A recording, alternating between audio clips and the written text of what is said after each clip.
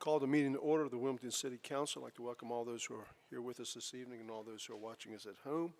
Thank you for taking an interest in your government tonight. At this time, I'd like to call on the Pastor James Jamison, chaplain of the Wilmington Police Department, for invocation. If everyone will stand and remain standing afterwards for the Pledge of Allegiance. Pastor, welcome. Thank you, Mayor. Let us look to the Lord. Gracious Father in heaven, we thank you for another opportunity to come together as brothers and sisters, God, to reason together for the betterment of this city. We thank you, God, for men and women of integrity on our boards, dear Father God, to lead us and guide us through all these difficult times. We just pray, God, that you open up doors we cannot see, that you will bless us and give us wisdom beyond our years, that you'll use us, dear Father God, to the benefit of the people, that they all might be blessed. We ask now that you will lead and guide us through this evening's meeting. In your Son's precious name I pray. Amen. Amen. Pledge allegiance to the flag of the United States of America and to the republic for which it stands, one nation, under God, indivisible, with liberty and justice for all.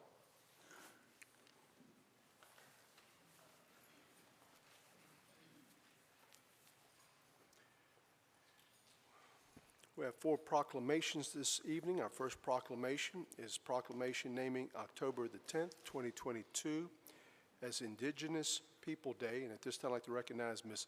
Velva Jenkins, who's the Chief Executive Officer of the Lower Cape Fear YWCA, as well as Ms. Alexis Rihanna Jones. Good evening, Mayor Pro Tem and the members of council. I'm Velva Jenkins, the CEO of the YWCA of the Lower Cape Fear, and I bring greetings from the Board of Directors.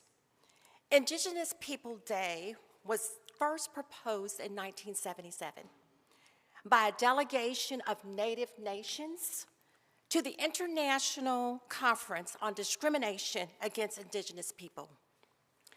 Many cities across America today are recognizing the second Monday of October as the Indigenous Peoples Day.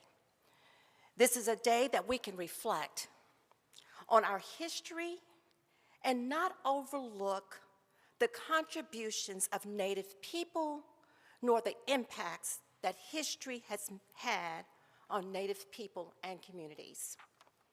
The YWCA of the Lower Cape Fear is dedicated to eliminating racism, and with courage and commitment brings awareness to the contributions that people of color make to this nation and our communities. With that being said, I'm happy to introduce Alexis Jones, a member of the Lumbee tribe of North Carolina, to address the council on the importance of adopting this proclamation to proclaim October 10th as Indigenous Peoples Day.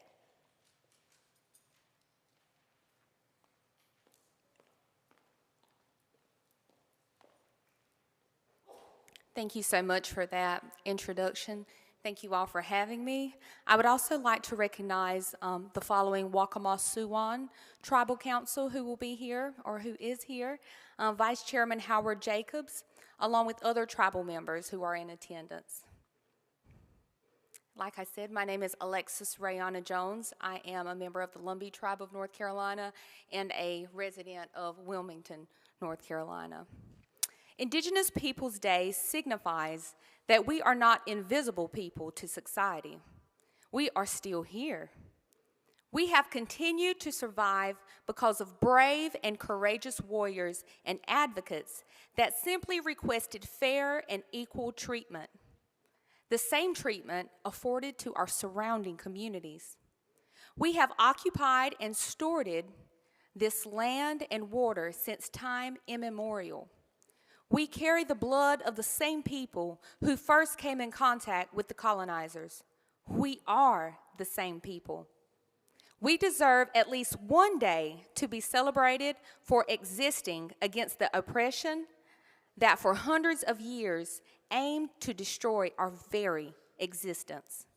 We are smart, intelligent, and educated people who have continued to give back to society and restore balance for our people.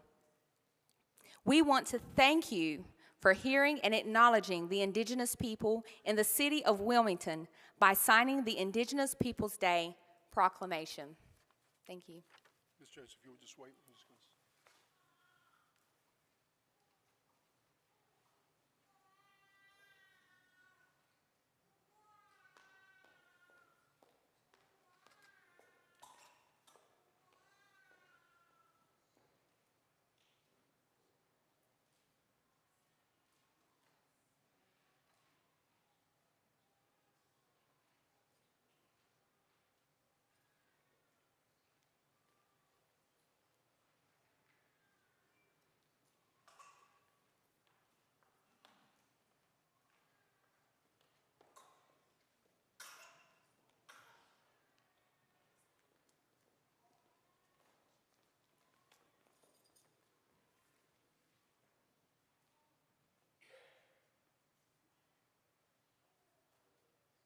City of Wilmington, North Carolina proclamation reads, whereas Indigenous People Day was first proposed in 1977 by a delegation of Native nations to the International Conference on Discrimination Against Indigenous Populations in the Americas. And whereas a growing number of American cities have recognized the second Monday of October as Indigenous People Day, reimagining Columbus Day as an opportunity to celebrate indigenous resiliency, and whereas the City of Wilmington recognizes the historical importance of the indigenous people's lands that later became known as the Americas, including the lands which became known as North Carolina. And whereas the state of North Carolina recognizes the fact that Wilmington is built upon lands first inhabited by the indigenous people of this region. And whereas the City of Wilmington values the many contributions made to our community through indigenous people's knowledge, stewardship of these lands, labor, technology, science, philosophy, arts, and the deep cultural contribution that has substantially shaped the character of the city of Wilmington, and for that matter, this entire region. Now, therefore, I, Mayor Bill Saffo of Wilmington, North Carolina, do hereby proclaim the second Monday of October to be Indigenous Peoples Day, and strongly encourage public institutions, businesses, and organizations to recognize and support Indigenous Peoples Day, reaffirming the municipality's commitment to demonstrating appreciation of North Carolina's first people. Congratulations, and thank you for making us all aware of Indigenous people in our community. Thank you very much, and God bless you.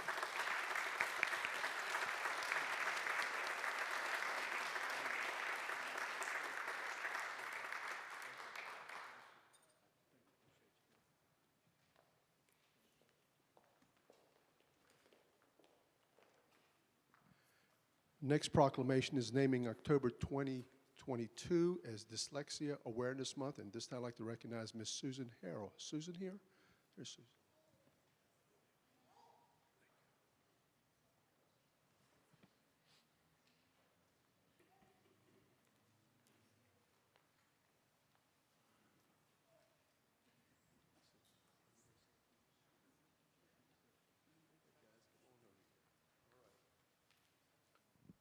City of Wilmington, North Carolina, the proclamation reads, whereas dyslexia is a language-based learning disability that affects approximately 1 in 5 people, regardless of race, gender, age, or socioeconomic status. And whereas neurological in origin, dyslexia affects the way the brain processes information and is characterized by difficulties with reading, writing, and spelling despite normal intelligence. And whereas those with dyslexia benefit greatly from specialized assistance from highly trained teachers, multisensory learning programs, and individualized instruction. And whereas early identification, alternative instruction, and extra support from friends, family, and teachers can contribute to the success dyslexic students enjoy in classrooms, in life, and later on in employment. Now, therefore, I, Bill Saffo, on behalf of the Wilmington City Council, do hereby proclaim October 2022 as Dyslexia Awareness Month in the City of Wilmington. And thank you for everything that you do, and for everybody that's here today. Thank you, and God bless you.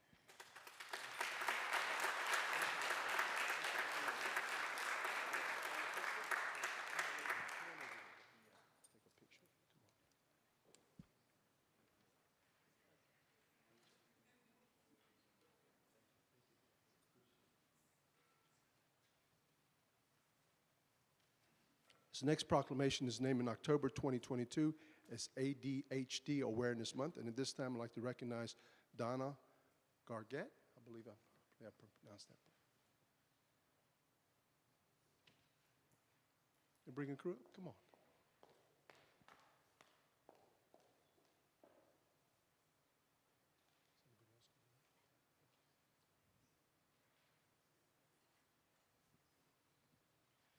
City of Wilmington, North Carolina proclamation reads, whereas nearly every mainstream medical, psychological, and educational organization in the United States concluded long ago that attention deficit hyperactivity disorder is a real brain-based medical disorder.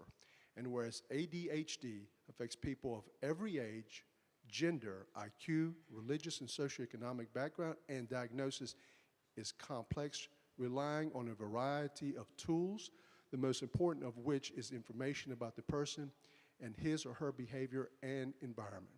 And whereas other mental health conditions frequently co-occur with ADHD, including anxiety disorders, depression, and sleep disorders.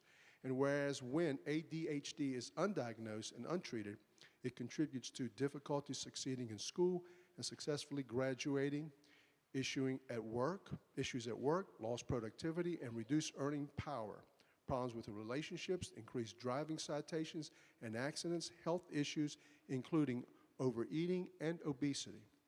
And whereas ADHD is not caused by moral failure, poor parenting, family problems, poor teachers or schools, too much TV, food allergies, or excess sugar, but rather is a highly genetic and brain-based disorder and factors that appear to increase a child's likelihood of having the disorder include gender, family history, parental risk, environmental toxins, and physical differences in the brain. And whereas ADHD treatments focus on reducing the symptoms and improving functioning, including medication, various types of psychotherapy, behavior interventions, education or training, and educational support, and persons receiving a combination of treatments. Now, therefore, I, Bill Saffo, on behalf of the Wilmington City Council, do hereby proclaim October 2022 as ADHD Awareness Month in our community, and thank you for bringing the attention to such a very prominent issue that resides in a lot of families. Donna?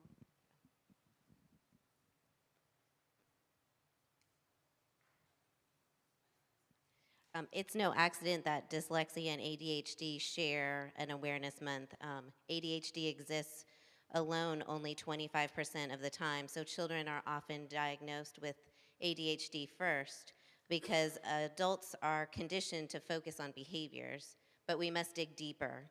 Many adults go undiagnosed, also have dyslexia, making school and later in life the workplace an even more challenging place. But both are highly misunderstood and can require additional testing to put solutions in place. But there are many successful entrepreneurs in Wilmington that work outside the box and are flourishing. But if you are struggling to meet your needs or looking for resources, my local nonprofit Blank Canvas Awareness Art is here to help. One way to further awareness that I was requesting was for the bridge to be lit up, and I was just wondering if you would be able to answer that question about how to do that.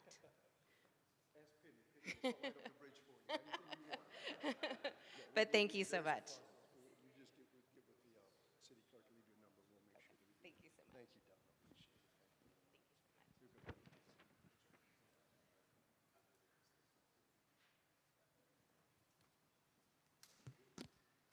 Appreciate it. Get your number to her. She'll give it to you.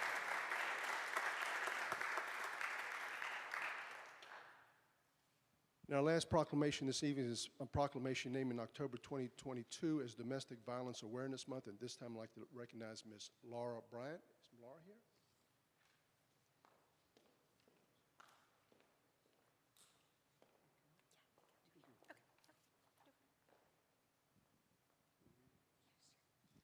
I just want to thank everybody for having us here to recognize October as Domestic Violence Awareness Month. The past few years have presented challenges for our agency, domestic violence survivors, and our community as a whole. Our shelter facility was destroyed by Hurricane Florence, and then the pandemic hit, and our need for our services increased almost 300%. However, we have shown that our community and those we serve are resilient. We're currently renovating a new, larger shelter facility, and thanks to the continued support of the city, we've been able to continue to provide services to meet the needs of DV victims and their children. Domestic violence is a community issue that needs a community response and community support, and we are fortunate to have that right here in Wilmington. Thank you. City of Wilmington, North Carolina proclamation reads, whereas domestic violence transcends all ethnic, racial, gender, and socioeconomic boundaries, weakening the very core of our community, and whereas many persons throughout Wilmington, North Carolina, and the United States find themselves in abusive relationships and need to find a safe and empowering environment, and whereas the effects of domestic violence are far-reaching and having lasting implications on the well-being and security of individuals, families, the criminal justice systems, and our community as a whole. And whereas Domestic Violence Shelter and Services Incorporated provides emergency crisis intervention, including shelter and ongoing support services in Wilmington, North Carolina for victims and survivors of domestic violence. And whereas 1,168 adults and 117 children receive direct services such as court accompaniment, advocacy, empowerment groups, and counseling, including 128 adults and 110 children who received emergency shelter through Domestic Violence Shelter and Services Incorporated in the year 2021. Now, therefore, I, Bill Saffo, Mayor of the City of Wilmington, North Carolina, do hereby proclaim October 2022 to be a Domestic Violence Awareness Month in the City of Wilmington, and urge all citizens to enhance their efforts to work together to address the problem of domestic violence. And this year's theme, Capturing Hope, serves as a call to action to citizens of Wilmington, North Carolina to encourage, support, and empower one another to live lives free from violence. And thank you for everything that you folks do year in and year out. And unfortunately, it's a shame that we need a shelter, but God bless you for whatever, all the work that you do there. Thank you. Okay.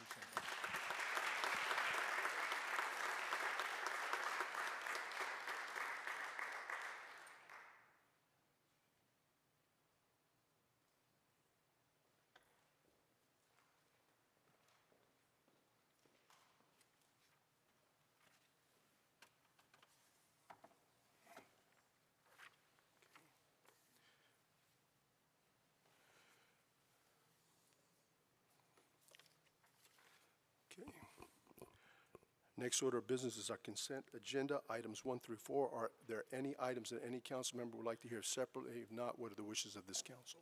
Pull C2. C2? Okay. Anybody else? We have a motion to approve the consent agenda items C1 through C4, excluding C2.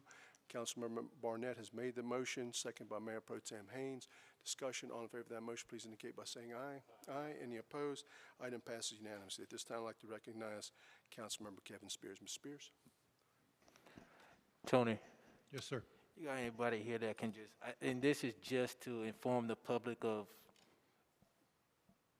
this is a good thing that we're looking to apply here. We just want to be able to inform the public of, you know, once, if, I'm certain we'll get this grant, and how they can use the resources and what resources will be available in the future after we receive this grant.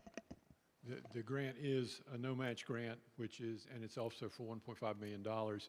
It is important to note that it furthers many of the housing programs that we're already doing in terms of trying to keep folks in affordable housing, not only rental units, but also in home or occupied.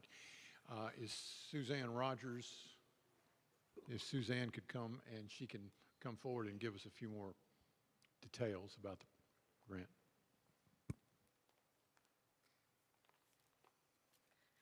Thank you, Mr. Cottle, Mayor Pro Tem, Councilman Spears, Councilman all. We are applying for a grant from HUD for a Healthy Homes Production Program.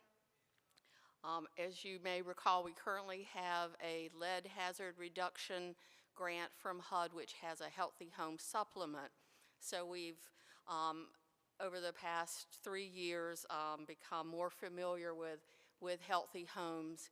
and the principles of healthy homes. So we are very excited about this opportunity. It is a competitive grant. The notice of funding opportunity indicates that they have set aside $40 million nationwide and anticipate 20 awards. So we are putting together a proposal for probably about $1.5 million, in which we would hire additional staff. We would be able to go into homes that are owner-occupied or rental and make repairs for items that are health and safety and emergency in nature. So things that involve keeping the temperature regulated, ventilation, keeping dampness out of the home. So we envision things like roof repairs, HVAC, plumbing repairs, dealing with pest, mold, and of course lead-based paint in some instances where that's applicable. We, based on our experience, can spend a maximum of $10,000 per unit. Our current grant allows us to spend $5,000 per unit if it's in a house that also has lead-based paint. So we know that the need is there and that we can certainly put these funds to good use. And I'm happy to answer any questions. And for more detail about the real operations of the program manager, R.B. Gardner, is here as well, so he'd be happy to answer any questions. Suzanne, I was just excited. I thought about some of the condemnations that we deal with that come before council, and this looked like it would be a somewhat of a solution for some of those people that come before us, where we know that they won't be able to find the resources to get their homes back up to par.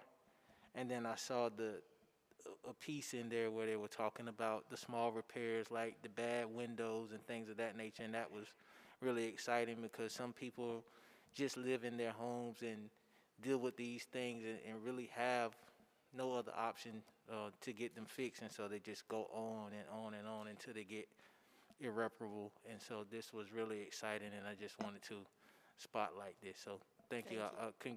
I hope we get it. So Me too.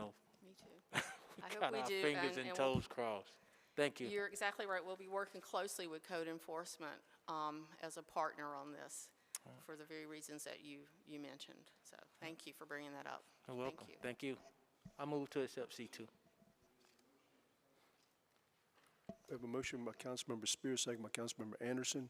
Discussion, all in favor of that motion, please indicate by saying aye. Aye. Any opposed? Item passes unanimously.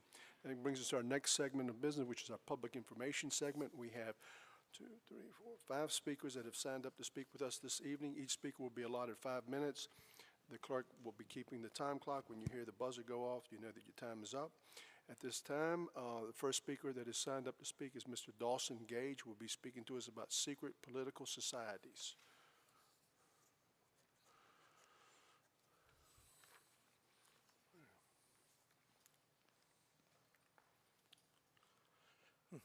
Thank you, Mayor Saffa and members of the City Council, for this 5th opportunity to address you.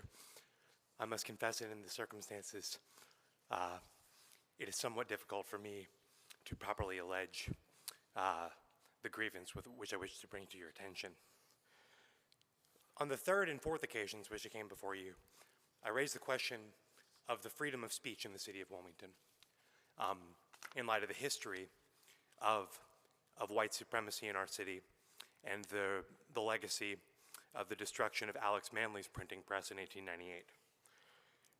In a very mysterious way, I found myself living in the shadow of those events over the past several years because I have been subject to criminal prosecution and arrest for my publication of an independent website, something which no one else in the United States has had to deal with. And so I wonder what it is that makes it so that the authorities in my home city of Wilmington find my website to be so troubling, and why I'm not entitled to the protection of the laws of the freedom of speech in my home city. As far as the secret political societies are concerned, it is not just my my publications and my acts as a writer and a journalist, which have caused a certain antipathy and a certain reaction, against me in our city. It's also my prospective political candidacy. Back in 2017, perhaps it is remembered, the Star News reported my prospective candidacy for mayor of Wilmington. In 2018, my candidacy for North Carolina Senate was reported on 2 radio stations and in 1 newspaper. And yet, there has been a clandestine effort by certain people in the Democratic Party of New Hanover County to prevent me from running for elected office. And so I think in light of the legacy of white supremacy as a secret effort to undermine both democracy and the freedom of speech and press, that it would be worth devoting some official attention of the city government, of yourselves, and also of the police to the activities of this unlawful and unconstitutional secret political society, so that Wilmington can be a place where people, where people practice democracy and the freedom of speech to the utmost, and where people, conduct their politics in the open and not in secret. Thank you very much for listening. Thank you, sir. Next speaker is Mr. Cedric Aplin, who will be speaking to us about removing the BLM sign.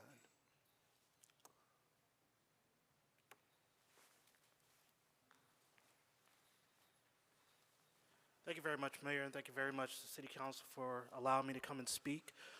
Speaking on behalf of, as a concerned citizen, but also as an individual who is responsible for recruiting many diverse and black talent here to the city of Wilmington. Speaking in behalf of the removal of the Black Lives Matter sign that the City Council voted to remove that signage, I personally am against the removal of that and want to appeal to the City Council to reconsider that motion to keep that sign there. As a recruiter of top talent here to the city of Wilmington, one of the things that I pride myself on is the atmosphere for being able to bring talent to the city that the city recognizes the importance of having diverse individuals, having diverse thought, and having diverse individuals to this city that one contributes to the economic upbringing of the city, as we do often bring in talent that is contributing positively to the economic advancement of the city of Wilmington, but also provides a perspective of how to uplift this city in a different way that in areas from where they come from. I often cite the sign as an opportunity that Wilmington is turning away from its troubled history and past and really seeing towards the future as concerned citizens coming together and really uplifting this city. The removal of that sign, quite unfortunately, gives me the opposite effect of when I'm talking to candidates when they're asking about what is the temperature of the city. How am I, as an individual coming into the city of Wilmington, going to feel as a citizen? And the removal of that sign gives me an indication as to we're reverting backwards on that pledge to really move forward in this city. And so I would ask the city council in your subsequent meetings before that removal of the sign is going to be happening in December to reconsider that removal and keep that sign there at least for another year as you decide on whether or not we want to keep that here on the public grounds, or we're going to move it to a location where that sign will be prominent enough in the city. The artists and individuals that worked on that sign gave a lot of time, effort, and energy into really promoting that Black lives do matter here in the city of Wilmington. And we want to continue to understand, and for our citizens to understand, that is the continued sentiment of not only our city council, but all of our citizens here in the city of Wilmington. So I urge the city council to reconsider, to keep that sign there, and to re-vote on that ordinance to keep the sign, the Black Lives Matter sign, up as is until a prominent or permanent decision can be made as to where we put that sign. But the removal of that sign in December, before we make those decisions on where that sign will going to be, I think will have a detrimental effect to the city of Wilmington and to its black population here in the city. I yield back the rest of my time. Thank you. Thank you, sir. Next speaker is Mr. Carlos Braxton, who will also be speaking to us about Black Lives Do Matter. Mr. Braxton here.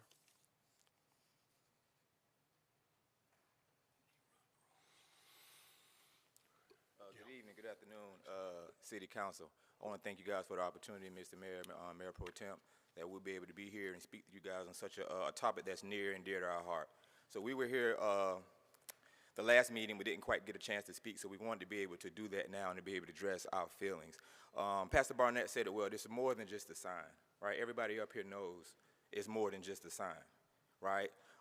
And given a little context of how that sign came about, there was a monumental shift in the world, not the country, not North Carolina, in the world during that time along the signs of Black Lives Matter and how we have been treated historically by the system, by the police officers, by politicians, by everybody in the country. So that didn't just happen because Councilman Spears came up with a resolution. You know, there was a monumental shift in the thinking and what we could do to better the place and right some of the wrongs. You ain't never going to be able to make it right all the way, but we're to right some of the wrongs. So here we have an opportunity that doesn't cost the city any money, but to continue with that pledge of, you know what, it is the right thing to do, it is the right thing to say. A couple things. One, the sign should be permanent. We've had other signs that you spoke to about, you know, we don't want about the precedent of what they would say, and other groups may want to have their signs around town. If the city of Wilmington can't get behind an initiative that the whole world is behind on, then we're kind of missing the mark, right? So it's very, very important. So if another instance, another precedent comes upon us to where the whole world has shifted on an idea, then the city of Wilmington should kind of get behind it. It shouldn't be a temporary thing. Oh, wait, let's do it for a year. Let this stuff die down. Let's do it for 2 years, and then just kind of shove it up under the rug. It means a lot to us, right? So we have a chance to just leave it. It don't cost the city any money. But, you know, you guys up there, quite honestly, y'all probably could care less about the sign. It's the people y'all represent that have such a big, big problem with the sign. They don't want Black Lives to matter at all and don't want to see it nowhere in their city. That's what we're up against right now, right? So we have this opportunity to say, you know what? Let's do it. Let's keep it because it's the least we could do, right? This country has a history of doing the bare minimum, right? The bare minimum when it comes to what we ask for and what's important to us. Right? And sometimes it's unrealistic for you guys to really feel where we're coming from, and other times it's just a downright no-brainer that we can do this thing, do them this solid, right? So this is what we're appealing to right now, for you guys to reconsider relocating the sign and just give us some more time. But honestly, the sign should be permanent, right? We've had other signs, and the government has made, you know, other declarations on public property that's lasted for years and years and years and years that's recently come down. Right? So the fact that the government or, you know, make certain statements on public property, that really, you know, doesn't fly, right? In the thought of conventional wisdom.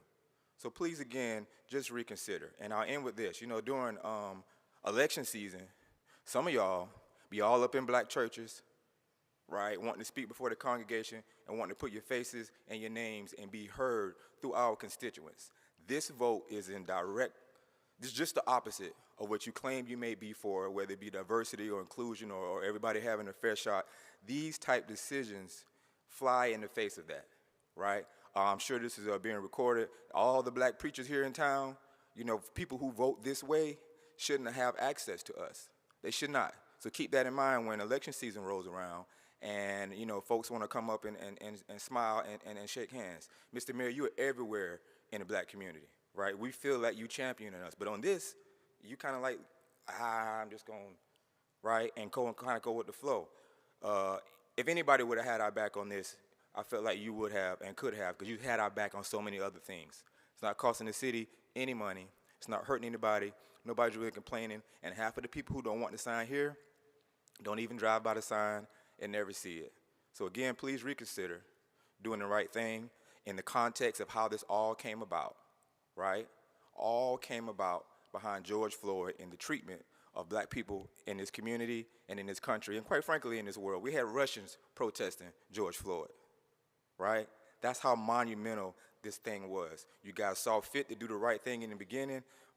Don't drop the ball. Don't just shove it under the rug and move on. Thank you again for your time. I yield back the rest of mine. Thank you. Thank you, sir. Next speaker is Mr. Sean Palmer, who will be speaking to us about the Black community.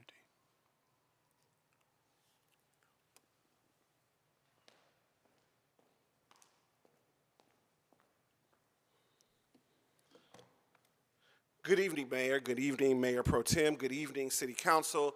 I bring you greetings on behalf of the people at Chestnut Street Presbyterian Church, Upperman African American Cultural Center, and also UNCW, where I serve as the director of the Upperman African American Cultural Center in the capacity of a commissioner for for North Carolina as the Gullah Geechee Commission, on the Gullah Geechee Commission. I came to talk tonight a little bit about not just Black Lives Matter, but to say something about 1897 and what it was like to prosper in 1897 as a community with fusion politics. Then I want to say to you, I want to talk to you a little bit about what does it mean to live in a city that does have a past that is so problematic that it doesn't even rival Tulsa. Like Tulsa pales in comparison to what happened here in 1898. And then I want to ask us to think about what kind of ghosts echo around the world and around the community that keep us thinking about this space as not just a place of harm or danger, but as a cultural and historic artifact where enslaved Africans boarded and came off of ships and built out rice communities in Leland and Ogden and places beyond.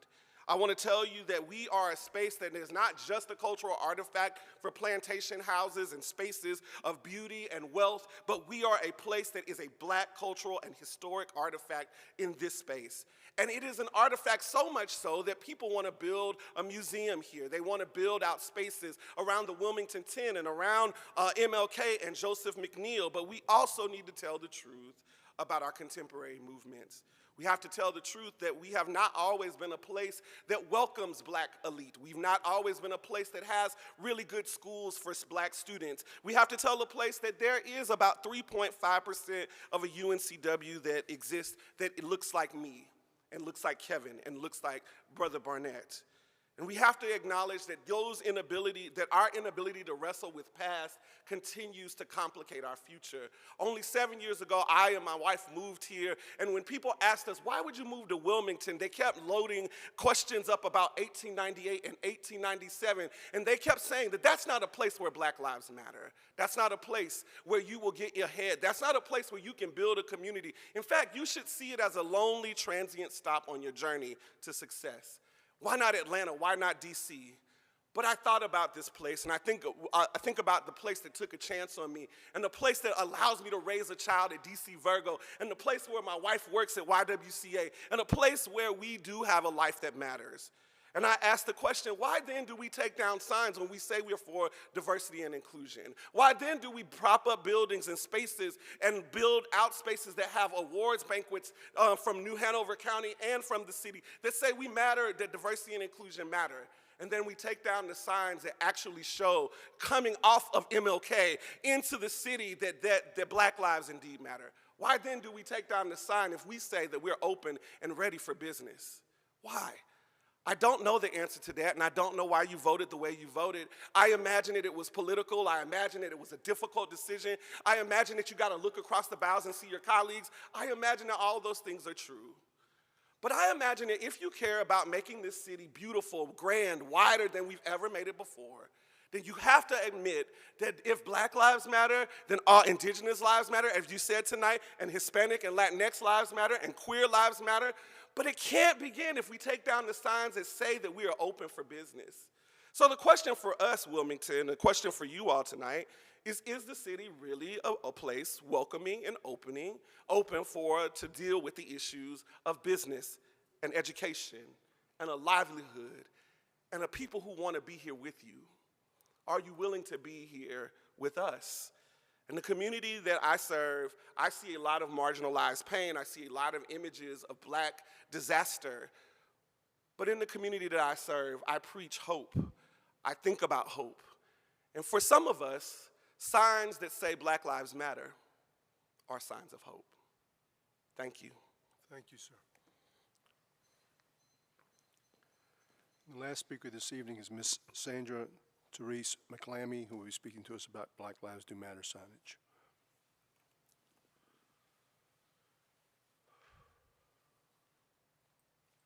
Good evening, Mayor, Mayor Pro Tem, and Council.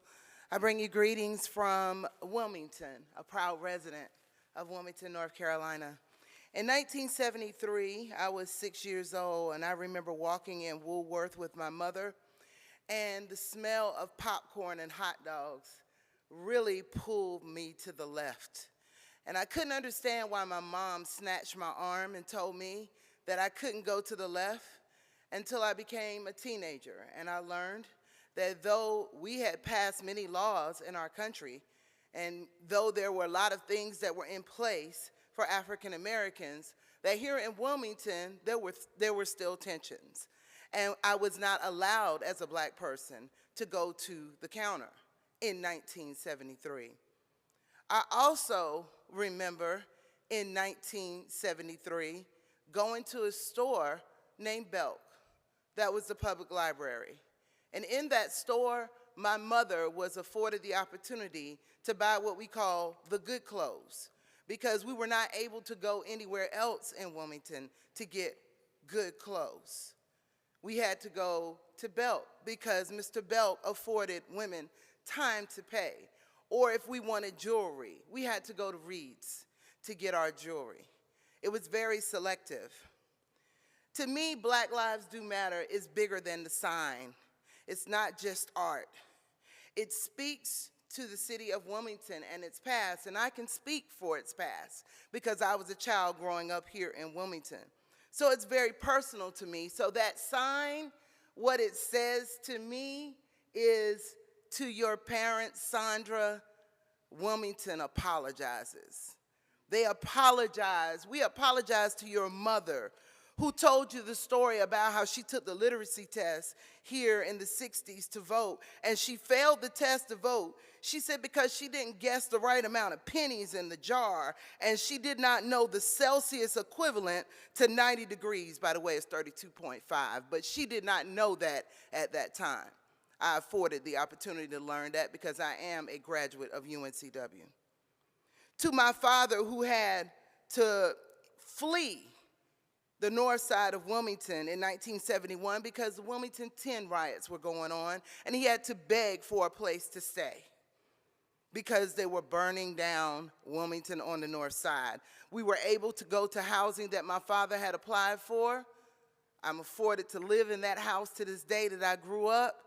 6 months after we moved from that house, the house I was born in was burned to the ground. The sign is an apology. The sign is an apology to my parents as they sent me to Winter Park Elementary and Forest Hills in the 1st, 2nd, and 3rd grade. And those schools had only been integrated 2 to 3 years. And I did not know that my mother was afraid every day I stepped foot in those schools. She didn't know what was going to happen to me. It's an apology to my parents trying to explain to my siblings why pages out of their textbooks were missing. And it's an apology to me. It's an apology to me as an African-American woman who grew up with those conditions and those things that I learned as a teenager and was always afraid of doing things like being able to stand in front of city council, like being bold enough to say, I will chair the board of directors at UNCW, and did so successfully for 8 years because Black Lives Do Matter. At one point, I didn't think they did. And it's because of those stories. And as an instructor at Cape Fear Community College, to have a white student come up to me and say, I'm sorry, I can't take your class. I've never had a black teacher before. I need to withdraw. And when I left Cape Fear Community College, I drove home past the sign that said, Black Lives Do Matter. It is an apology to my parents, it's an apology to me, and I beg you to reconsider. Thank you. Thank you, ma'am. Thank you, Sandra.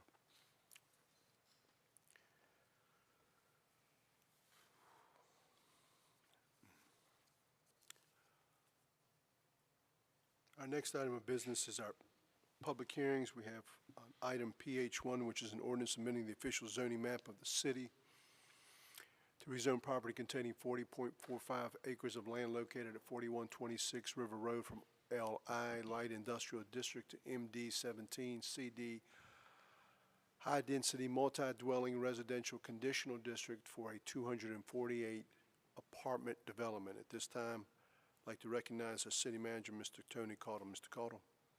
Thank you, Mr. Mayor. Good evening, Mr. Mayor, Mayor Pro Tem, members of council. Senior Planner Brian Chambers will overview this item for us.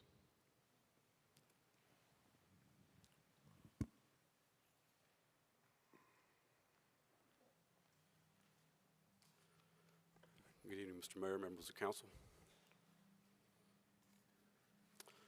This site is located on the west side of River Road at the intersection with Independence Boulevard. The site is approximately 40 acres in size and is developed with a dry stack boat storage facility and a marina, which is no longer in use. This is a photo showing the property and the extent of the surrounding area. The city operations center is to the north on River Road. River Jet is to the east, and then River Lights is to the south across Barnhards Creek. We have several photos looking at the site from River Road. And then we have some photos looking up and down River Road from the entrance to the site. And then there's a secondary access to the north of Coleman Drive, and there's photos of River Road and that entrance. The site is surrounded by industrial zoning to the north, wetlands and apartments to the east, the Barnards Creek and then River Lights development to the south, and then the Cape Fear River lies to the west. The applicant is proposing to rezone this site to an MD17 high-density multi-dwelling residential district for a 248-unit apartment development. The proposal includes 2 access points on River Road, one at Independence Boulevard, one on River Road north of Coleman Drive. Based on the intensity of this project, a traffic impact analysis was required, and that analysis was approved on August 29th, and that is included as Attachment 7 in your packet. It includes improvements to both the intersection of Independence Boulevard and at Coleman Drive.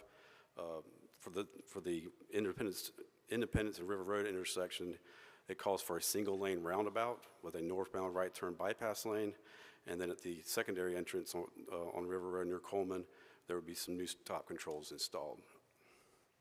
The proposal would result in a net decrease in impervious surface coverage for the site.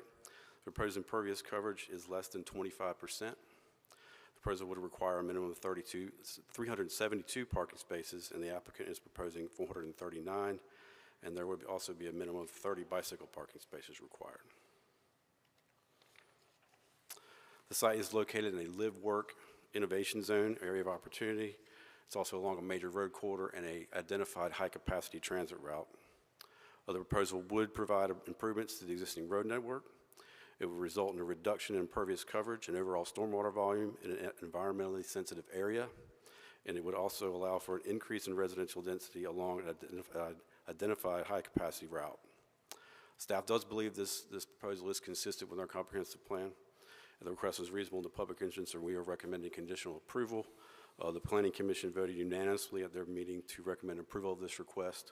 And as discussed at your yesterday's briefing, their recommendation excluded condition number 8, which would require the traffic improvements be installed prior to final zoning approval.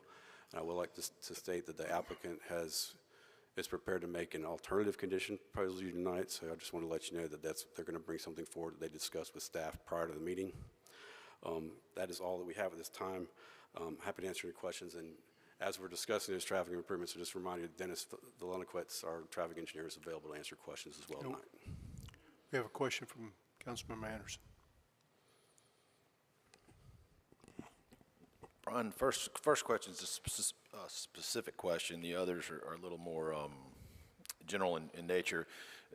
I don't recall, and it may have happened and I overlooked it, but tell me, this Dac approval didn't happen between now and then, explain what that is, help educate me. The DAC is the Design Adjustment Committee. Right. So if a project requires a waiver from a technical standard or a subdivision standard, they have to go to that committee for a quasi-judicial evidentiary hearing so they can rule on whether to grant that waiver or not. So, and that's down the road yet? They would have to get that following tonight's meeting. and that order is, that won't change what we've done here tonight, so to speak. My best guess is it wouldn't, but there's a chance because it's a committee that makes a decision based on their own judgment, based on the evidence provided at the meeting. So the applicant would just have to adjust based on. Correct. Right. Okay. My other questions are more a live-work innovation zone. I went and looked that up, and it had a list of things, and it I guess the residential was talked about being mixed use, and I guess the reason I went looking at the start to begin with on the whole is that area. I don't know. I remember referring to the area informally from say the Morrill Bridge really to Independence as almost feels like our working riverfront. So I wanted to see where we had kind of, if we've carved that out in the comprehensive plan at all, and I guess we really haven't. There was a couple of circles there in there that were for employment academic centers. What is that? That would be one of the things that would be suitable for this type of area. Like what is? Just give me an example. Academic would be something vocational. Employment would be creating jobs. So anything office related or educational related, and you want folks to live and work in those areas. So you're providing the proximity to those services and the jobs. I guess long term, I'd like to see us, with our new planning directors, have a look at that whole area from the standpoint of just kind of a holistic. What's the long range here for?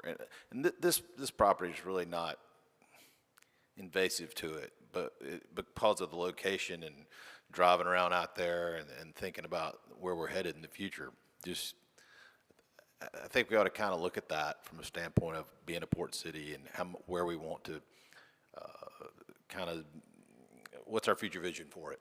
So, yes, sir. All right, thank you. Councilman Barnett? Yeah, just a quick question. You mentioned that you guys have talked about recommendation number 8. Were you satisfied with what we're going to hear in a few moments? I am satisfied. I think it's a fair compromise. Staff's concern through this whole, I guess, negotiation was the safety of the future residents at intersections. So if that's the forefront of the decision, then I think staff would be satisfied with that. Okay, thank you. Councilman Waddell? I was going to ask some clarification along those same lines, but basically staff was proposing a condition the applicant would have to install a roundabout because of the TIA, right? Correct. And then what would happen to that roundabout once River Lights was required to install their traffic signal? I think that the attorney can correct me if I'm wrong, but I think we would have to either renegotiate the development agreement or just not pursue the implementation of that piece because that improvement has been satisfied in another manner. Okay. Mr. Rivenbark? At that point, excuse me, at that point, if there's an increase, pardon me, at that point, if there's a market increase, then I would think that Newland would still be on the hook to make those necessary improvements. Is that correct? Right. I mean, it's still in the development agreement, so unless it's changed, it would have to be negotiated and made at that time to address those concerns. But the city would be negotiating with Newland? Correct. Okay, thank you. Councilman Spears? I hear the inquiries about that intersection at Independence and River Road, and really don't think that a roundabout suffices for the potential danger that's there. That's already a dangerous intersection. So if you're not talking a traffic signal, you're talking about adding 248 units, which will increase traffic heavily, but it's already dangerous right now without 248 units. So a roundabout does what? I mean, River Road is dangerous on its own. Yes, sir. I think and I'm not the traffic engineer, I'll have to defer to Dennis on this. He can provide a more technical analysis, but it's my understanding that the roundabout improvement is preferred because it provides less conflict points for the traffic that's entering and exiting the intersection. And that's all I can really say about it. He's got some information and some diagrams if you guys are interested in seeing what the comparison between those two types of improvements. Okay. Well, I just wanted to put that out there. Yes, sir. Anybody else? Okay, thank you, sir. At this time, I'd like to recognize the applicant.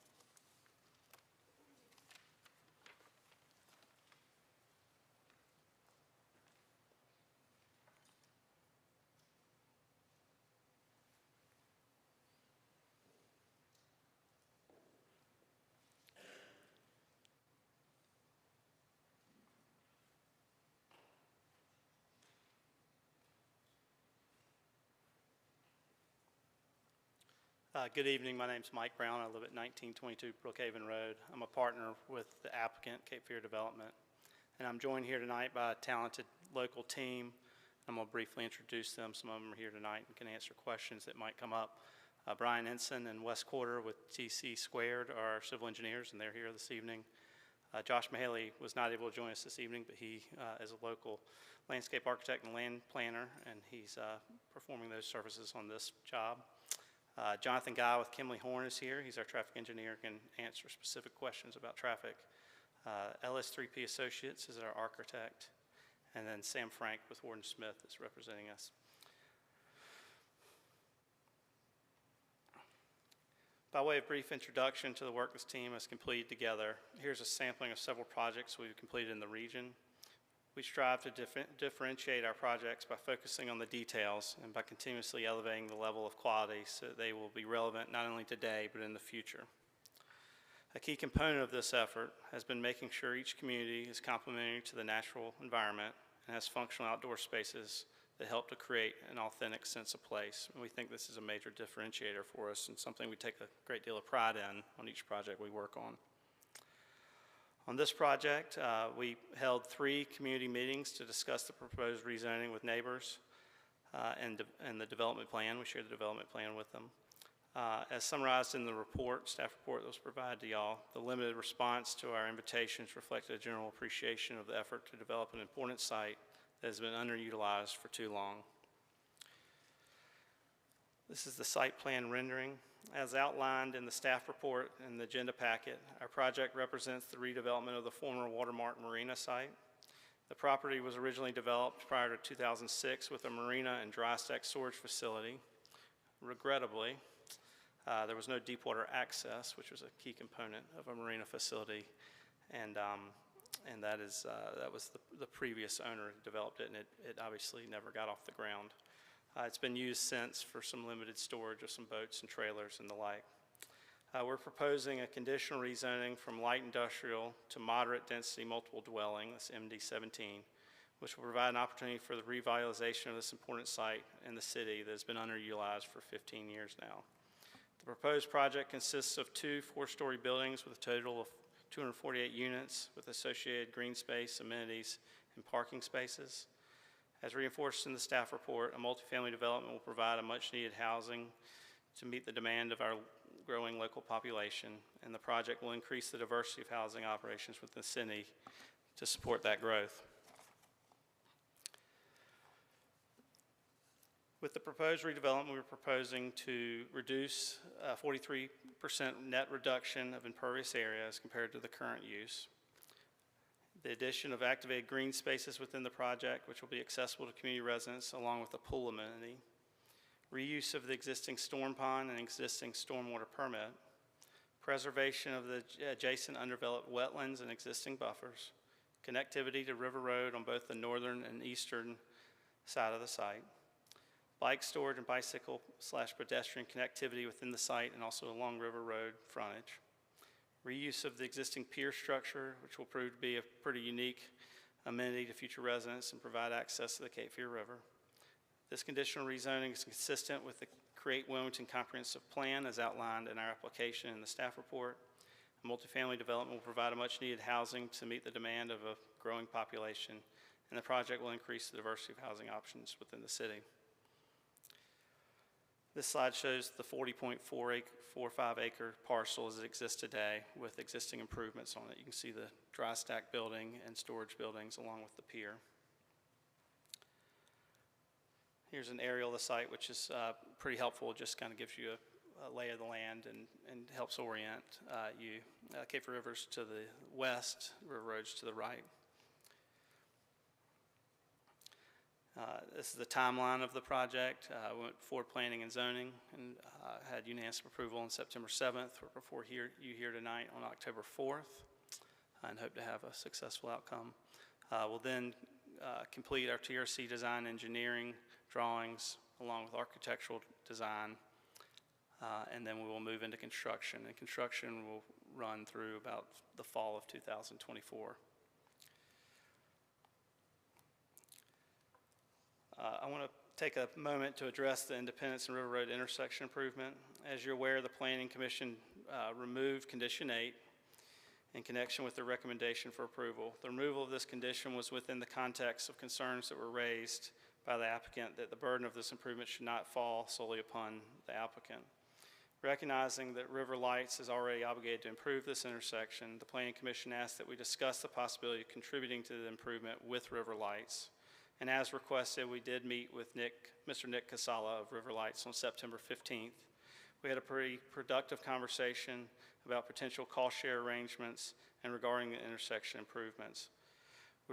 We're reasonable developers, and as Brian alluded to earlier, we like to see the intersection improved, and therefore, in deference to the staff's recommendation, and in the interest of proposing a mutually beneficial solution, we did bring a suggested additional condition to the staff tonight. We met with them earlier and we reviewed that, and they seem to be in agreement, but I'll let them speak to that if they wish. And the conditions are that we will pay our proportionate share of the cost for the traffic improvements that the city and River Lights are constructing, or if we're not able to accomplish that with River Lights, because it will require a modification of their development agreement. If that does not occur, if those improvements are not under construction by the time Watermark receives its first certificate of occupancy for the development, we will instead install a temporary signal at the intersection to bridge the gap until the permanent improvements are installed by River Lights. We brought some language here with us tonight, and we discussed it with the city attorney and planning staff, and I think they made a few modifications, and they were kind enough to print out the document. I did have it on a slide, but it's changed ever so slightly. So I will, if it pleases the council, I'll give this to the clerk to be distributed, or I can distribute it directly. To the clerk.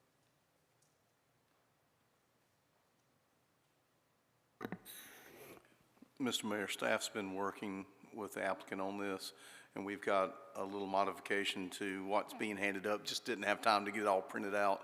So if council's of the mind of that, I'll ask to be allowed to read that into the record when the time is appropriate. I believe the modification might have made it in there, and I think, is that correct? He's right. You're right. Okay, sorry.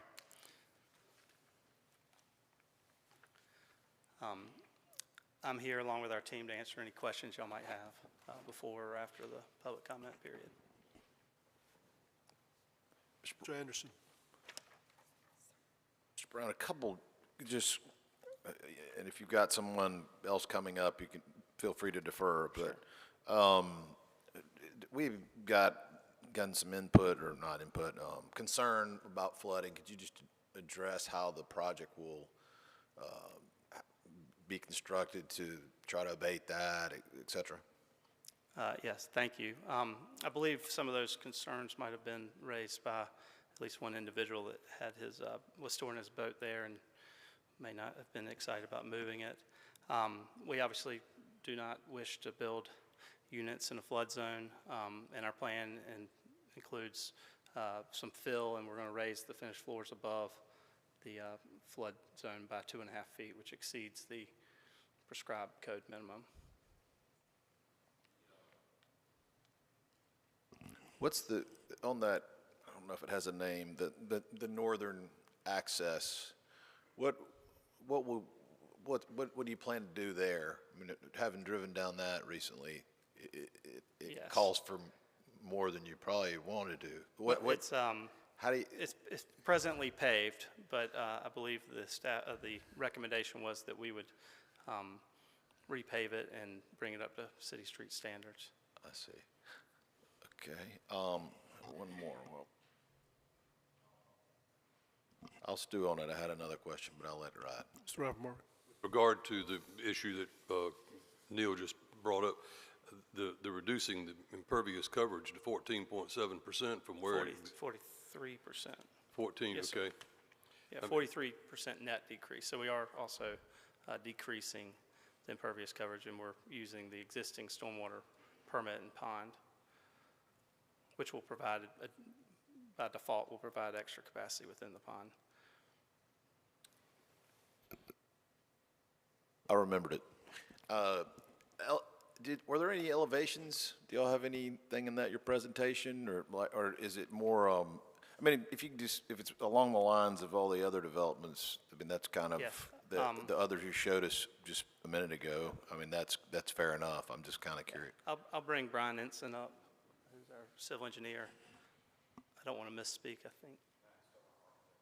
Yeah. Architectural elevations, no, sir, we have not reached that point. Is it Four-story. similar quality, similar kind of thing to what we're looking at a different kind of housing product altogether? Well, we hope it's of a higher quality. No, I'm talking about of Yes, of your other stuff. Yes. Okay. Oh, yes, very Yes. similar to other projects we've worked on. Okay. Mr. Waddell. Mr. Brown, following up on Councilman Ravenbark's question, you put up a list of the projects you guys have done, and a 43% reduction in impervious seems significant, which is great. Is that probably the most that you've seen in reduction in a lot of the projects that you've put forward and done in the past? Yes, we've worked on a couple of redevelopment projects and been successful in reducing the impervious, but I would say by a pretty large margin, this is the largest reduction we've been able to accomplish.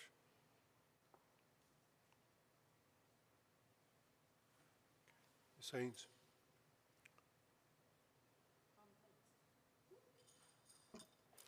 Thanks. I like the project. I think it's well done, and it's certainly been an underused, beautiful piece of property for a number of years. So my only concern is the intersection, so I'm glad to see you bringing something forward for that, and if the staff is good with that, I just wonder if you could have your traffic guy or somebody just explain a little bit more, because it says a fully actuated wood pole. So obviously there's going to be more than one wooden pole. So could somebody just tell us a little bit about that? Jonathan Guy with Kimley Horn is here. Thank you. Good evening. Great question. So this would be like any traffic signal you would see around the city that has wood poles. We're putting in wood poles because it's a temporary condition. With the development agreement coming with river lights, they may modify that, they may enhance that, so there's no need to put in infrastructure that would be removed. So it would work just like any traffic signal throughout the city. Okay, great. I'm totally good with that if it's going to just look normal. Yes. And operate normal. You wouldn't know the difference. Okay, sounds great. Thank you. Anybody else? If it pleases the council, after the public comment period, we'd love the opportunity to address any comments that are made. In this council, you always have the opportunity to address us anytime you want. appreciate it. Anybody does. Thank you. This time, I'll open up the public hearing and ask if anybody in the public wishes to come forward and speak.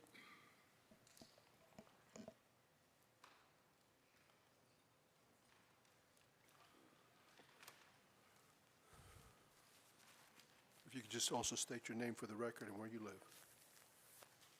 My name is Michael San Clemente, 538 Devereaux Drive in Wilmington in the River Lights community. Good evening, council and mayor. Oh, okay. Is that better? Okay. The River Lights community has seen extensive growth over the past few years.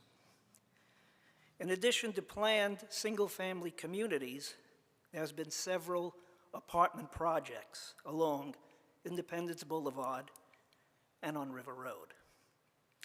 With this rapid growth comes issues and concerns. A major concern is the infrastructure along Independence and River Road. Residential traffic is increasing, and also there is the additional impervious coverage. Flooding is also a major concern in the area, as we have seen in the past. Also, in addition to the residential traffic, there is also the Port of Wilmington, which is also expanding its business, and that is going to increase commercial traffic. In the event of a major storm, such as we've seen with Hurricane Ian, if the River Lights community has to evacuate, there are only two ways out, and that should also be under consideration. At this time, I'm asking the council to deny the amendment, or excuse me, not to amend the ordinance, or to at least delay the amendment of this ordinance, so that the city can do an extensive research into traffic, such as what all of you are bringing up, also environmental impacts, and additional stormwater management. The residents of River Lights are not against development, but we would also like to see responsible development. We'd like to see the council really take a look at this project and consider the citizens of River Lights and what the impact is going to have an effect on us. Thank you for your time and your consideration. Thank you, sir.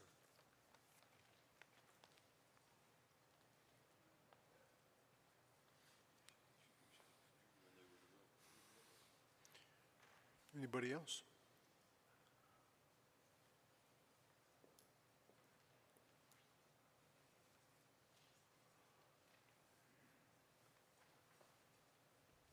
Mr. Frank, I guess somebody's going to respond to some of the concerns.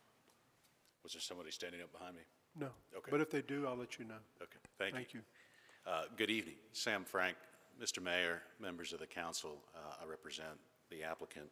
I don't believe that there were any specific questions raised during the public hearing that we could respond to, but to the extent that you have further questions for us, either about the proposed condition and the justification for it, or any other aspects of this development, we're here and eager to answer them.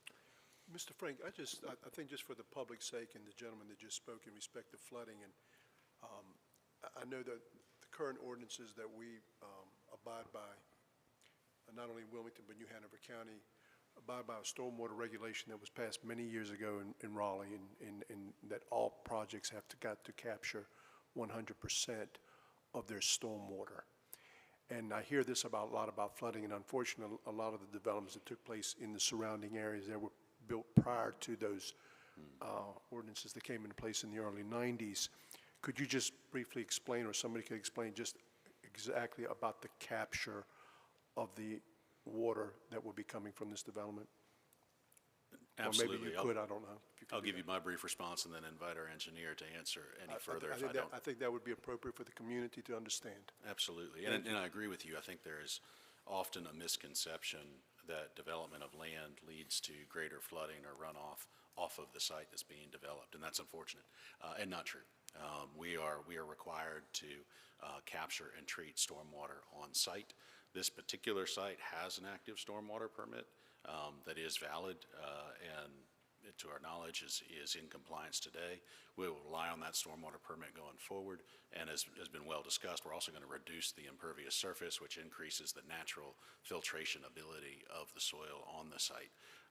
And so for those reasons, the steps we propose to take here will reduce flooding impact rather than increase it. Would you like a more technical response from our engineer? Well, I don't know about the technical response, but under our current ordinances, everybody has to capture 100% of the water that is being created by the development. Agreed. Before it is allowed to slowly seep out to where it naturally goes. I know that you folks have had discussions with our engineering department in respect to this development, and I believe that you all have met all of the criteria that they were looking at from the city's perspective. Is that correct? And I also understand that that doesn't only have to be checked at the city, it also has to be checked by the state of North Carolina. I couldn't agree with you more, sir. I would just add the caveat that the technical compliance is ongoing, and we're in process, but absolutely, everything you said is correct.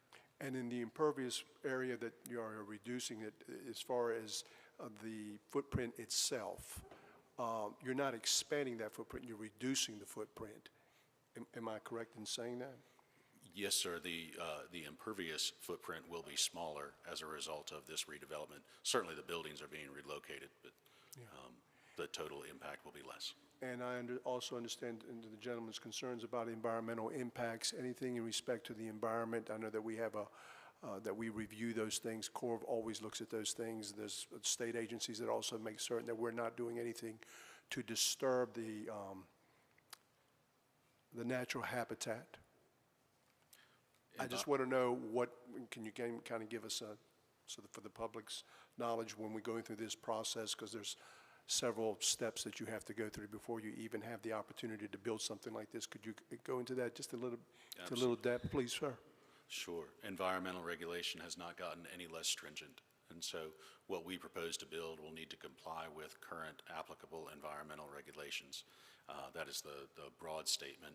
This property being located adjacent to the water as it is, there will be specific criteria that are applicable.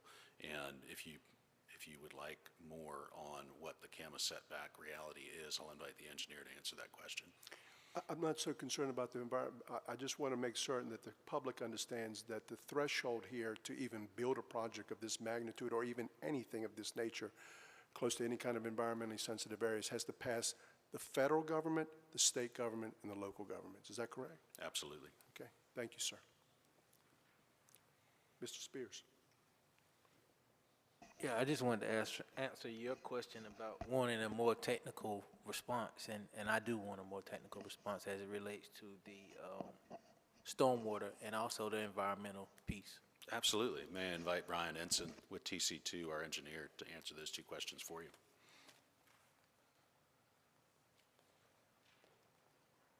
Brian, I believe the specific questions are with regard to stormwater, what compels us to treat all of the water on site? Sure. And then with regard to environmental regulations, what are some of those regulations that are applicable to this site along the river? Okay.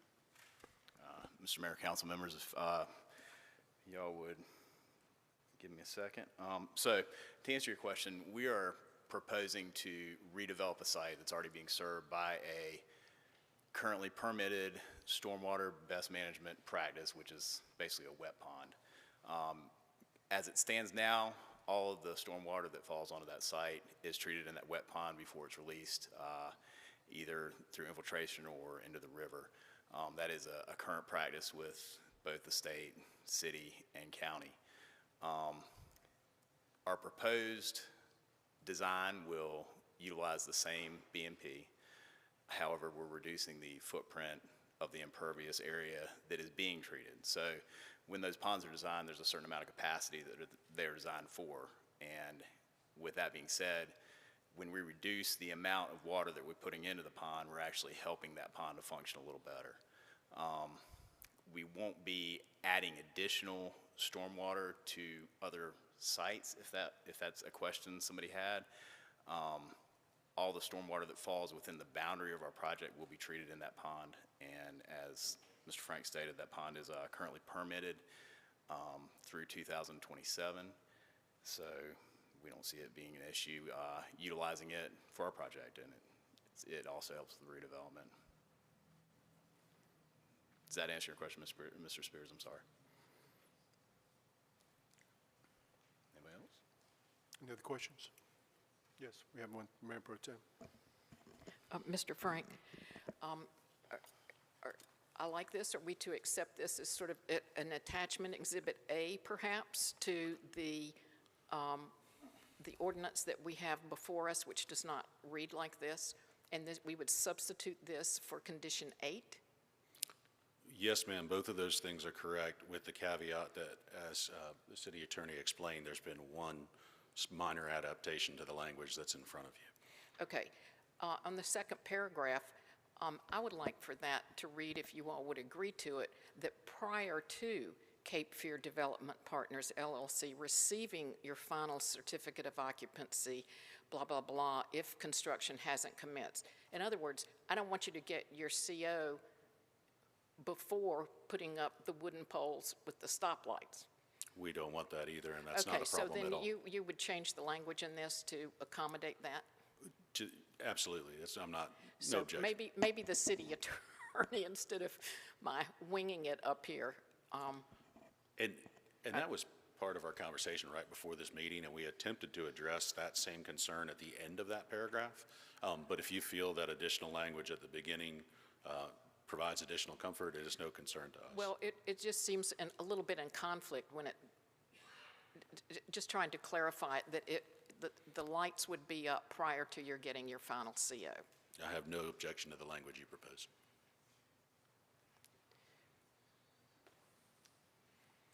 Mr. Attorney, I would imagine you're writing that down because we're not attorneys up here, and I would imagine that you're going to put it in a form that we will be able to accept. But you understand the premise here of what we're working. Indeed, Mr. Mayor, when the time is right, I will read the substitute condition 8 that will include the language that Madam Mayor Pro Tem just requested, as well as a little additional clause, just to make it crystal clear that before any residential building receives its certificate of occupancy, basically before the cars start flowing out of this development, the temporary traffic signal will be up. That's the key here. Sounds great. Thank you. Yes, sir, Mr. Okay, I appreciate the work that you guys do, okay? I really do. And I guess my statement is, was there not any dialogue with the other group prior to us bringing this up? You know, like the Riverfront group, the group that was supposed to do that roundabout thing. Was there any dialogue with them prior to the time that we met last week or yesterday? So, That's what I'm asking. just to be clear, the status quo is that pursuant to its development agreement, River Lights is obligated to put a traffic signal in at that intersection Right. no later than January of 2031. They may have to do it earlier if they hit certain development criteria, completion of their commercial square footage, and I believe 2,290 residential units. That's the status quo. Second, to answer your question, did we meet with River Lights? We did, and Mr. Brown explained that in his presentation. He identified the date and the specific people that we sat down with, and also his explanation that that was a productive conversation. Okay, all right. All right. So I want to hear yeah. Okay. Close the public hearing. If there's any other questions, I'm just asking. Yeah. Here we go.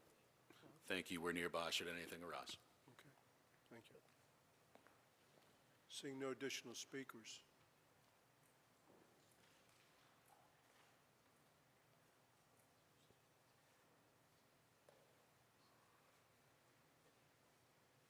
I'm going to have to go by voice count here because something has happened to my, Later. oh, yes, Madam Clerk, have you received any additional comments? Okay, thank you, Kevin. Does anybody else want to speak? Okay, I will close the public hearing. And as for the wishes of council, I will also note that whoever makes the motion must read a consistent statement and reasonable statement for the record. Is there some correction from? Yes. I'll get it in there. His computer's down, just briefly. It doesn't say you can do it later. Yeah, got it. Shall we go? Yes, please. We have a motion on the floor by Mayor Pro Tem Haynes, second by Councilmember Waddell. Ms. Haynes. I move to approve the proposed amendment to rezone property located at 4126 River Road from light industrial to high-density multiple dwelling residential conditional district for a 248-unit apartment development, and find it to be consistent with the relevant policies in the comprehensive plan based on the application materials and the information provided at the public hearing and in the staff report, and to find approval of the rezoning request is reasonable and in the public interest for the following reasons.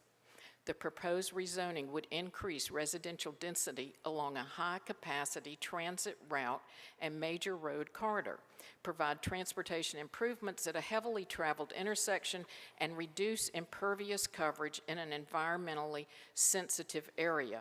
And I believe this might be when the city attorney will add some about Exhibit A, that we're going to substitute Exhibit A for Condition 8. Indeed, Mayor Pro Tem, and the new Condition 8 will read as follows. Improvements to the intersection of River Road and Independence Boulevard, the intersection improvements, are sufficiently addressed in the development agreement dated June 10th, 2009 between NNP the 4th, Cape Fear River LLC, and the City of Wilmington as amended and restated the development agreement. At the time that the intersection improvements are installed consistent with the development agreement, Cape Fear Development Partners, LLC, will contribute its pro rata share based on the relative trips contributed to said intersection by the Watermark Development and by the River Lights Development, respectively, of the cost of construction of the intersection improvements as contemplated by the development agreement. Prior to Cape Fear Development Partners, LLC, receiving its final certificate of occupancy for any residential building at the Watermark Development, if construction has not commenced on the intersection improvements described above, then in lieu of the contribution described above, Cape Fear Development Partners, LLC, will install a temporary traffic signal at the intersection of River Road and Independence Boulevard prior to issuance of the final certificate of occupancy for any residential building. For the sake of this condition, the term temporary traffic signal means solely the following: a fully actuated wood pole traffic signal serving all four approaches to the intersection of River Road and Independence Boulevard, including appropriate phasing. So said. All in favor of that motion, please indicate by saying aye. Aye. Any opposed? Item passes 6-1. Is there a motion to waive second reading? Motion made by Councilman Barnett, second by Councilman Waddell. Discussion. All in favor of that motion, please indicate by saying aye. Aye. Any opposed?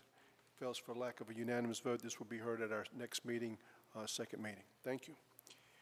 That brings us to our next item of business, which is item PH2, which is an ordinance in the matter of renaming a portion of a public road from Wiregrass Road to Logos Place.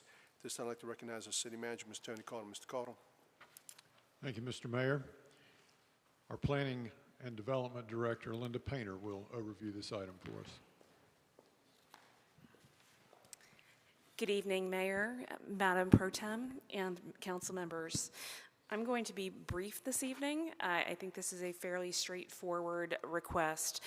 This is coming from the city manager as a city-initiated street renaming request due to issues that 911 emergency services had in locating the home located at 214 Wiregrass Road.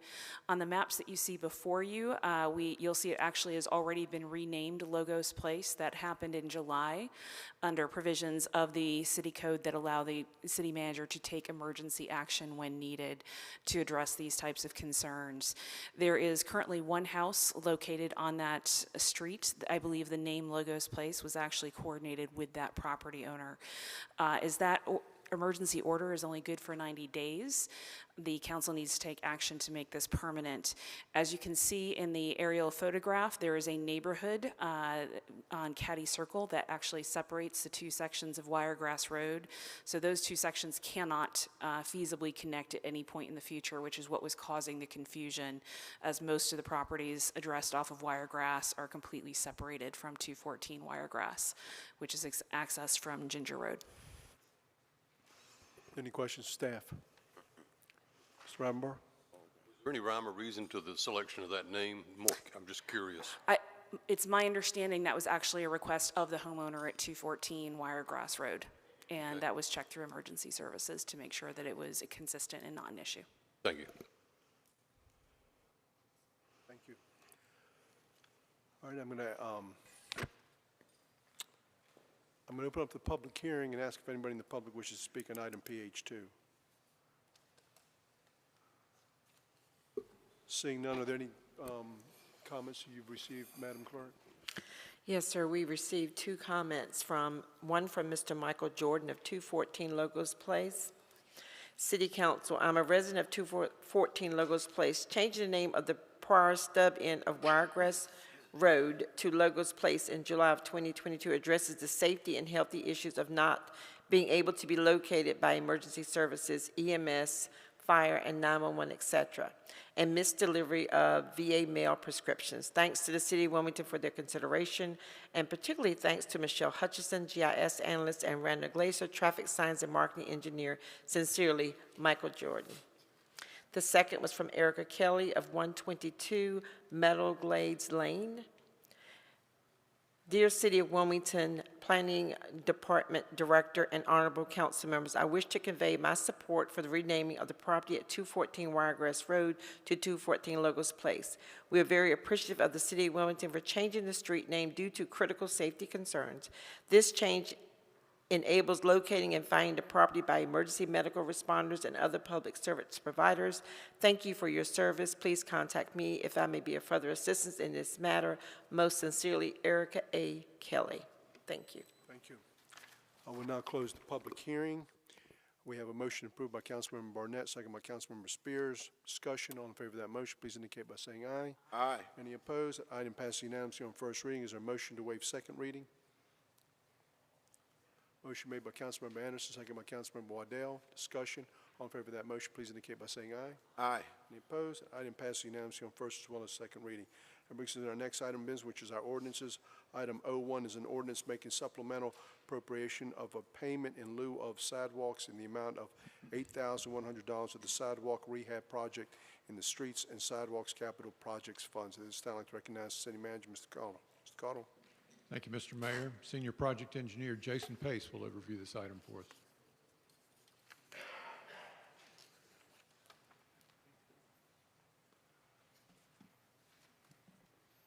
Good evening, Mayor, Mayor Pro Tem, council members.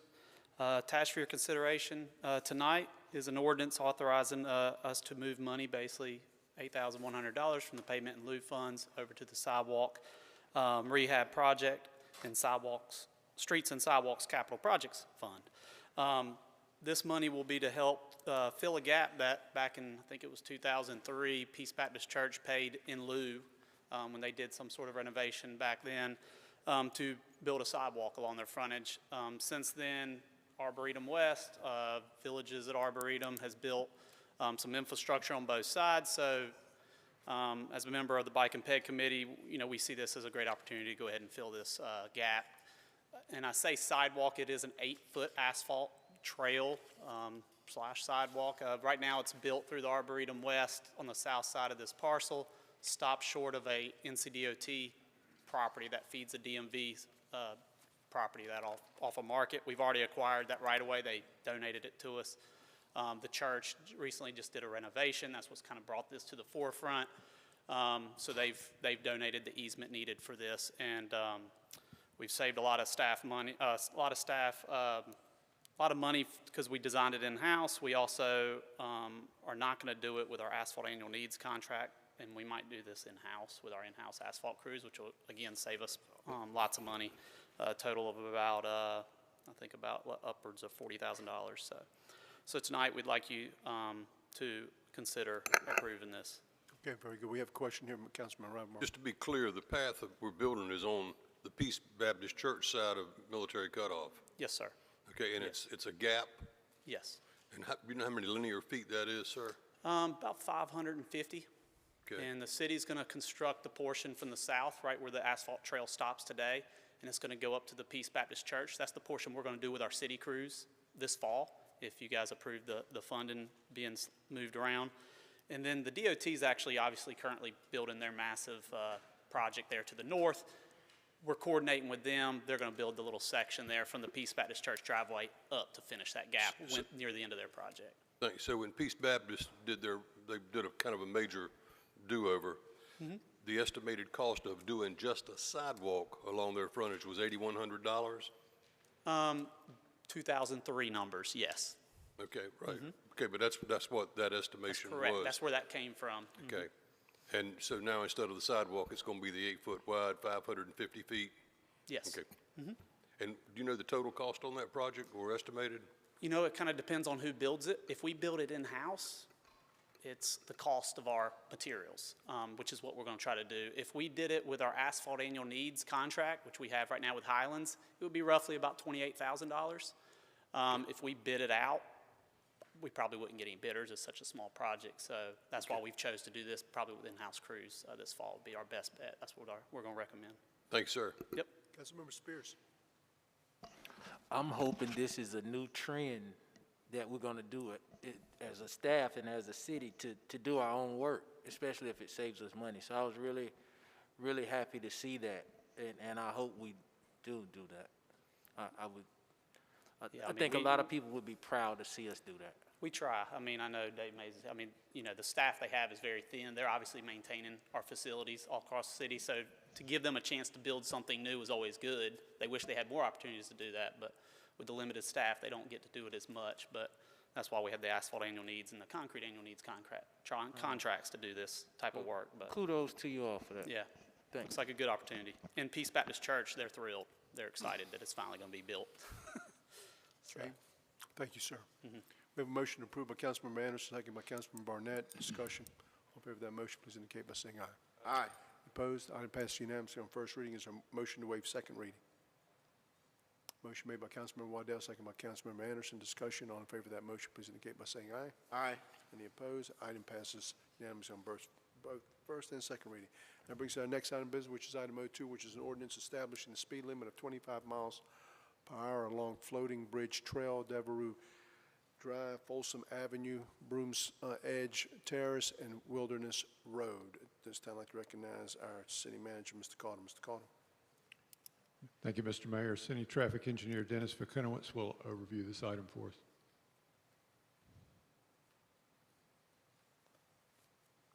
Good evening, Mayor, Mayor Pro Tem, Council. This should be a rather simple one, but these roadways were constructed as part of the Del Webb, River Lights Del Webb Phase 2 project, typical speed limits in a neighborhood community. Staff recommends approval of this ordinance. Okay. Any questions of staff? The roads were just approved tonight, so it would be 35 miles per hour. We have a motion approved by Councilmember Barnett, second by Councilmember Spears. Discussion. All in favor of that motion, please indicate by saying aye. Aye. Any opposed? Item passes unanimously on first reading. Is there a motion to waive second reading? Motion made by Councilmember Waddell, second by Councilmember Anderson. Discussion. All in favor of that motion, please indicate by saying aye. Aye. Any opposed? Item passes unanimously. That brings us to our next item of business, which is item 04A, which is an ordinance making the supplemental appropriation of $1,313,240 between multiple funds to allow for reallocation of funding from the American Rescue Plan Act project, and then it's accompanied by a resolution, which is item 04B, which is a resolution authorizing the city manager to execute change order 2 with Monteith Construction Company Corporation of Wilmington, North Carolina, in the amount of $313,240 for the Thalian Hall project. At this time, I'd like to recognize our city manager, Mr. Cottle. Mr. Cottle. Thank you, Mr. Mayor. We're going to tag team this presentation for you. Jennifer Reddy, our finance director, will kick it off, and Dave Mays, our public services director, will finish it up. Good evening, Mayor, Mayor Pro Tem, City Council members. The City of Wilmington received $25.9 million of funding from the American Rescue Plan Act. These funds provide eligible state, local, and governments with a substantial infusion of resources to meet pandemic response needs and rebuild a stronger, more equitable economy through recovery. City staff provided a recommended spending plan to City Council that responds to many needs of the community recovering from the pandemic and aids in the economic recovery efforts and fiscal stability. There have been several changes to the recommended plan as we continue to respond to these needs that require a reallocation of the funding appropriation. This ordinance will appropriate $1 million to the MLK renovation project to fund the teaching kitchen. The initial plan included $500,000 for the kitchen, but has since increased to $1 million as the design has neared completion. An additional appropriation of $313,240 will be made to the building maintenance project to add funding that is needed to replace the skylight windows at City Hall. The current project came about because of Hurricane Florence, which we will receive FEMA reimbursement for several of the window repairs, but have since recently discovered the additional windows need replacement to prevent future damage to the facility. This ordinance also reduces prior appropriations to the Convention Center Fund and the Parking Fund, as the city recovered better than expected in these areas. These funds are being reallocated within the ARPA project to align with other adjustments previously presented. And I can answer any questions on the ordinance, and Dave is here to present the resolution. Any questions? Okay. Thank you. Dave? Good evening, Mayor and council members. We have a change order for Monteith Construction to help finish out the Thalian interior repairs project. Following Hurricane Florence, both city staff and our consultant observed some damage within Thalian Hall from leakage around the skylights in the corner where there are two sections of skylights meet. And through our consultant, helped develop a project that also dealt with some other fairly significant interior repairs to Thalian Hall, primarily the ceiling within the theater. FEMA subsequently approved that project that included replacement of just 12 of those skylights right there in the corner. After that project was finally bid, delayed from some work that had to be done in front of that, the contractor and his subcontractor that was doing the skylights observed some deteriorated conditions on the skylights and also some other leakage within the building that was related to the other panels, which were an additional 36 skylights. They have proposed to us a change order that would help replace all of those skylights, and the change order that is presented to you tonight, $313,240, is the amount for that change order. I'd be happy to answer any questions. Any questions to Dave? Yes, sir, Mr. Spears. Dave, how's this construction going? Is this tied into the other construction that we have going on? Is it the air handlers, or what other construction do we have going on with the building right now? Or is it just the skylights? The HVAC project is a separate project. So separate from this? Separate project, happens to be the same contractor. But is it not feeding? But it reverts back to my first question. How's the construction going? Is it going well, or what? We're almost done with the HVAC work. Most of that hard work is complete. We're trying to get the system working optimally. The interior repairs that Monteith is responsible for, the skylights are the last element of that work to be done, and approval of this will help get that done as soon as the materials are able to be procured. So we've had no issues. We're good. Fingers crossed, yes, sir. Okay. Thank you. Rumbar. With regard to the HVAC, do we get, what kind of warranty or do we get that comes with that? Do we have to pay extra for that, or is that just naturally like a year? How does that work? It's usually a 12-month warranty that we get with all construction contracts, yes, sir. Okay. And that's part of the contract. It's not an extra thing. Okay. Okay, thank you. Yes, sir. Okay. Anybody else? Okay. Thank you, Dave. Yes, sir. Okay. What are the wishes of council in respect to the ordinance? We have a motion approved by Councilmember Barnett, second by Councilmember Spears. Discussion. All in favor of that motion, please indicate by saying aye. Aye. Any opposed? Item passes unanimously on first reading. Is there a motion to waive second reading? Motion made by Councilmember Weidenbarg, second by Councilmember Waddell. Discussion, all in favor of that motion, please indicate by saying aye. Aye. Any opposed? That item passes unanimously on first as well as second reading. Then bring us back to the item 04B. What are the wishes of council in respect to the resolution? We have a motion to approve by Councilmember Waddell, second by Councilmember Barnett. All in favor of that motion, please indicate by saying aye. Aye. Any opposed? The item passes unanimously. Okay, this concludes the regular agenda. Are there any items to be brought forward by our city attorney? No, sir, Mr. Mayor. No, sir. City manager, Madam Clerk. I'm going to start from my left, go to my right. Mr. Spears? Mr. Anderson? Mr. Rivenbark? No. Mayor Pro Tem? Mr. Barnett? Yeah, I had the opportunity today at 12 o'clock to eulogize a member of my church. Her name was Josie James. She was 92 years old. She had 14 children and adopted 4. And the emphasis that I talked about today was taking care of family.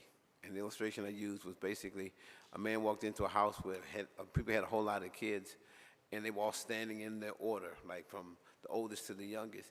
And he looked at them and he said, wow, this is how a rich man goes poor. And then the man responded, no, this is how a poor man becomes rich.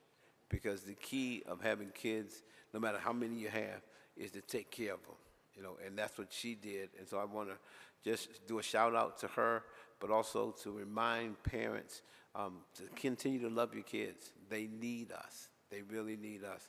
And don't ever give up on them. Thank you. Mr. Waddell? God bless Loretta Lynn. May she rest in peace. She entertained millions of people around this world. God bless. Thank you for taking interest in your government. We stand adjourned.